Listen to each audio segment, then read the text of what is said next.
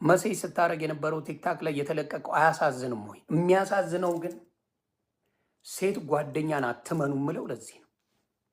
እያንዳንዷ ሴት ጓደኛ የነበረች በሙሉ ይሄን ችግር ታቅ ነበር።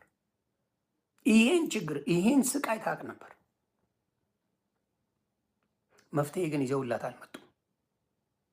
ክፉ እንደሆኑ የሴት ጓደኞች በዚህ ማወቅ ትችላላችሁ። ሽሹ። የሴት ጓደኛ አታስፈልግም። እመኑኝ፣ ከምንም ችግር አታወጣሽም። ከምንም ችግር አያወጡሽ። አይዞሽ ይላሉ።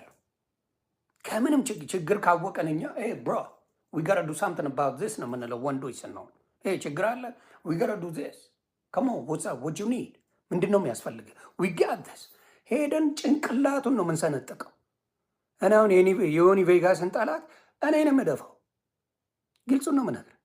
የጓደኞቼን ጠላት